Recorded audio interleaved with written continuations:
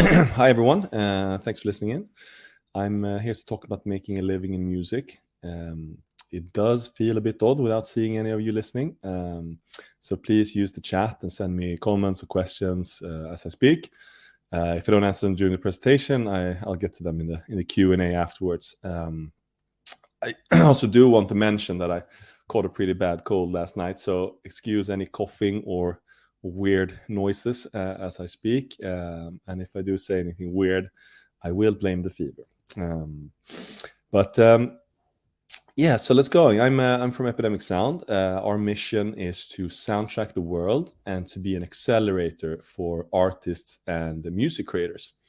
But I'll speak a bit more about Epidemic soon. First, I want to introduce myself. And my name is Niklas Brantberg. I come from Malmö here in Sweden, and I'm chief of music at Epidemic Sound. And despite that fancy title, I also consider myself a failed musician myself. I'm one of those who only play once a year at the Christmas party after a couple of beers, which is actually next week. So I'm gearing up for that. And I've actually also gotten refused once by Epidemic Sound before I was chief of music. I've always had a great passion for music, for playing, experiencing, creating, and it was an early dream for me to make a living doing that passion, make a living in music. I had a small problem though. I wasn't that talented, and obviously I didn't put in the hours that were needed, which was a bummer for me, but still understandable given I didn't put in the effort that was needed. What's a bigger problem though is that there are many people who are good enough and who are willing to put in the time and effort needed, but who are still not able to make a living in music. And that's what I want to talk about today. So I wanted to start off by sharing some numbers from Music Sweden's report from last year, where they show that 98% of the composers in Sweden that were members of the Swedish Collecting Society make less than 100,000 SEK per year, or $10,000 per year. 98% of the artists and musicians make less than 30,000 SEK per year, or $3,000 per year. This is from their copyrights only.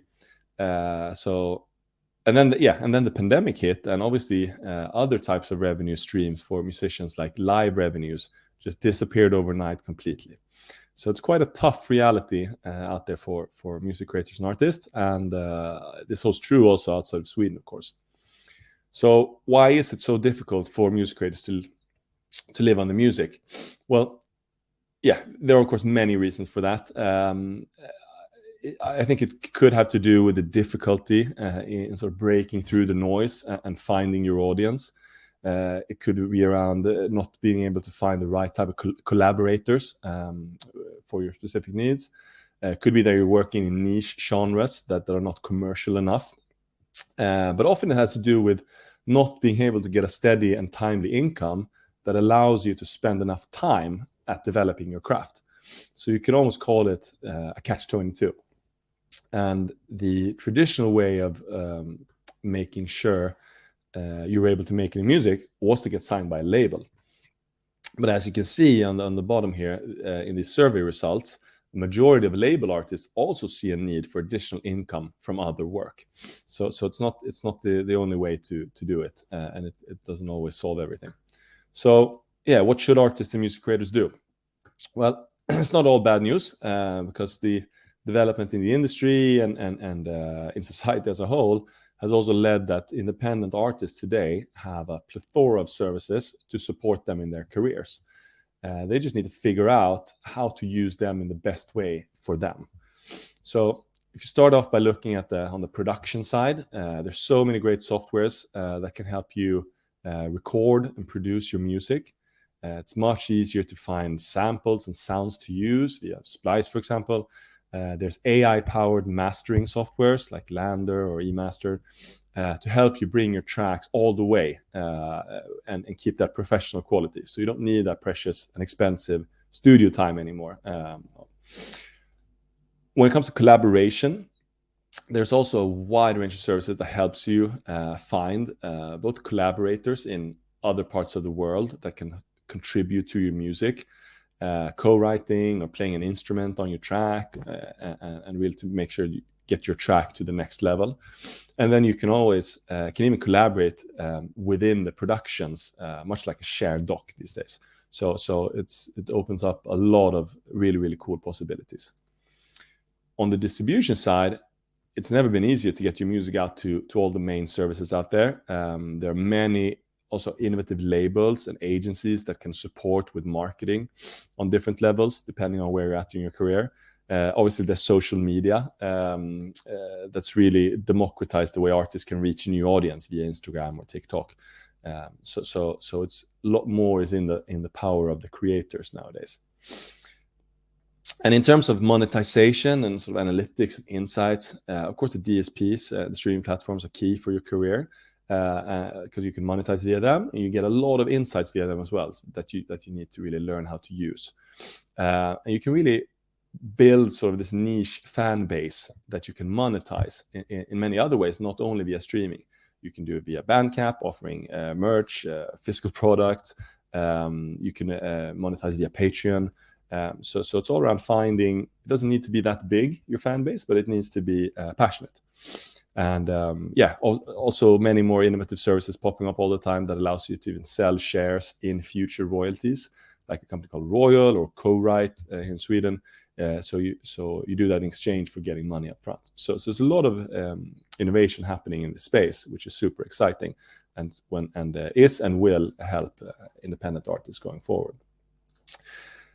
And then, so a forward-leaning artist can really cherry pick which areas they feel they need support in. And worth to mention, though, is that the other side of that coin is, though, that it also means increased competition. So to succeed, you really need to be on top of your game, not only then when it comes to creating the actual music, but also getting it out there and actually monetizing it. And then there's Epidemic Sound, who functions in a pretty unique way, and that supports, well, I would say, all of these services to different extents. And I'll get into a bit more what we do, because we, in a sense, are not the regular label, not the regular publisher, not the regular distributor. We're kind of all in one. So Epidemic, we were founded in order to try to solve two problems. First, to create a new revenue stream for music creators, and to make it easier to use music in videos and communication. So we do this by being the sole owner of all the financial rights connected to the music in our catalog. And we nor our music creators are part of any of the collecting societies in the world, like STIM in Sweden, PRS in the UK, ASCAP BMI in the US. So music creators get paid upfront, but still have a chance for an upside if the music performs well. So we transfer the financial risk from the creator to us, so we can ensure they get a predictable and transparent income, and then it's more up to us to make sure we can monetize it.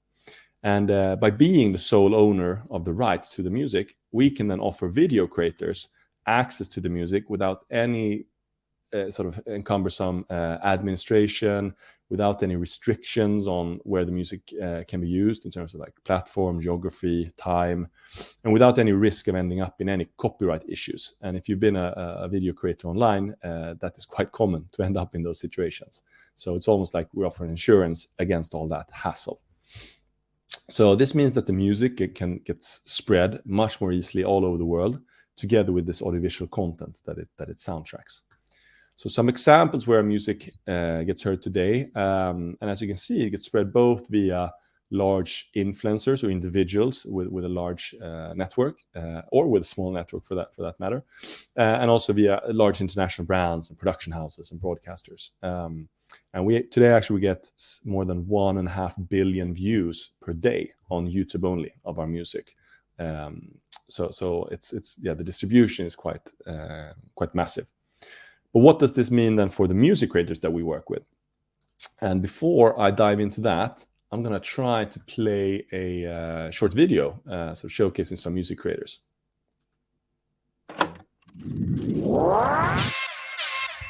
Talk to me now. Talk to me honestly. Look in my eyes. Don't let it fall on me. It's a ticket talking Mazda for the biggest. That's a comma and a comma and a comma. Gotta get it. I'm a comma and a comma and a comma. Gotta get it, get it, get it, get it. Comma and a comma. Gotta get it, get it.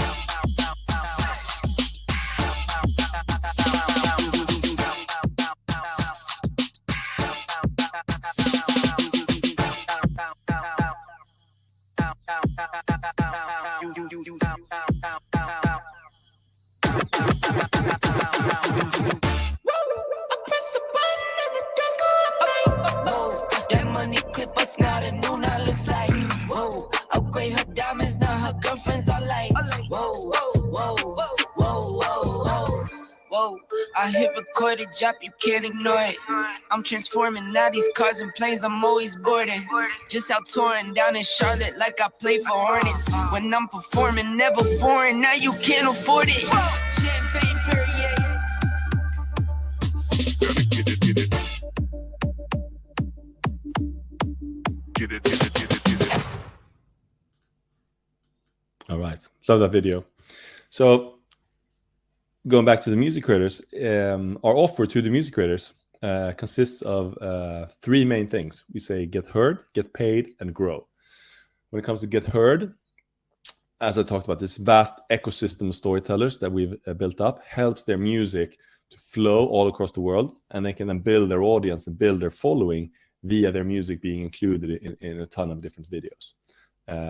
Also, we market their music on all the streaming platforms to get into playlists and things like that, because obviously creating music with a certain mood for videos also works really well in different playlists on the streaming platforms.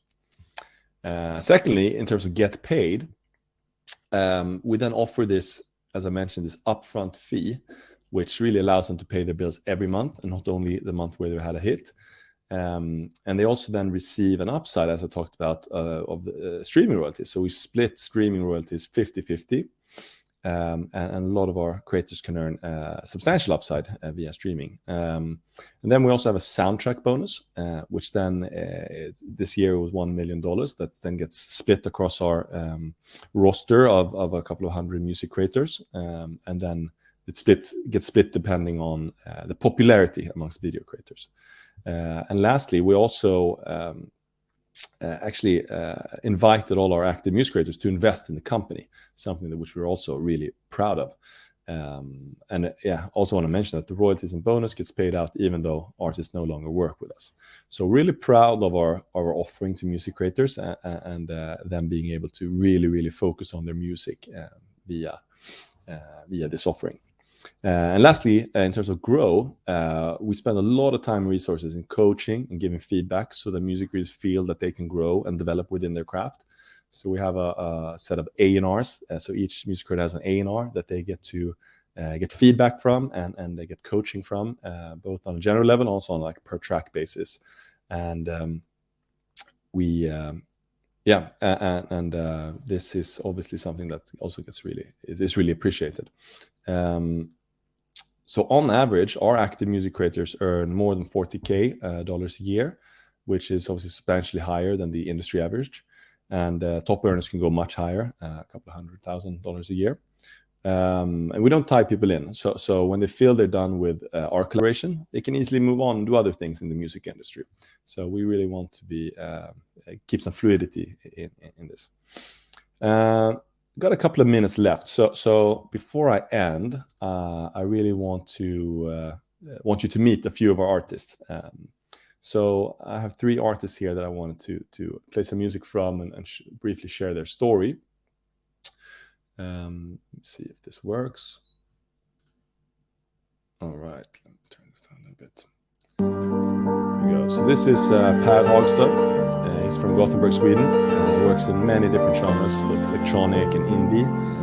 But this is from his quirky project called Luella Game, which I just love. Great for soundtracking. And he's now making a living via Epidemic and allows him to also spend time on side projects within the theater and film world. And then he doesn't have to have the pressure of those projects having to pay the bills, because those projects are typically not as commercial. So he can really find the best of two worlds.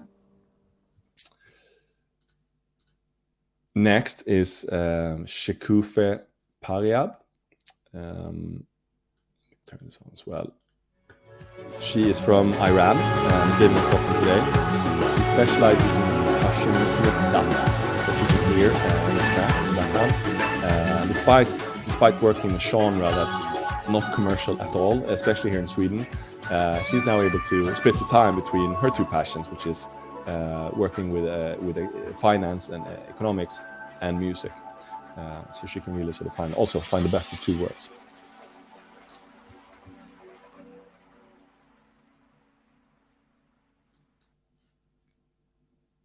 And lastly, I wanted to introduce Henrik Olsson, or an artist called Oi. And he's one of our most successful artists. So he is an electronic producer who started out by sending in a demo to us a couple of years ago. Classic bedroom producer without any audience or traction before. But we heard that he was super talented. And thanks to his music connecting several top-tier YouTubers, he's been able to build up almost 500,000 monthly listeners on Spotify and a really passionate audience who usually discovers his music via videos by Peter McKinnon, for example. And he's more than making a living in music, focusing 100% on that. And as I said, one of our most successful music creators to date. And the common denominator between all these three and the others on our roster is that we're able to take a bet on their talent and give them time and support to create. And they got paid while doing so. So taking over that financial risk from the creator to us really enables them to improve at what they do. Even though I never fulfilled my dream of becoming a music creator, I really hope we can help others to do so, and together really soundtrack the world, which is our pretty grand mission. And that's all from me. Thanks a lot for inviting me to this, and thanks for listening to this event. I'm gonna stick around in the chat here, so feel free to answer any questions in the chat, and I'll make sure to answer them. And other than that, I'll in a couple of minutes then, I think. Sorry, in 5 minutes, I'll move over to the link here. All right. My voice just lasted enough time. So thanks so much for today. Have a great day. Bye.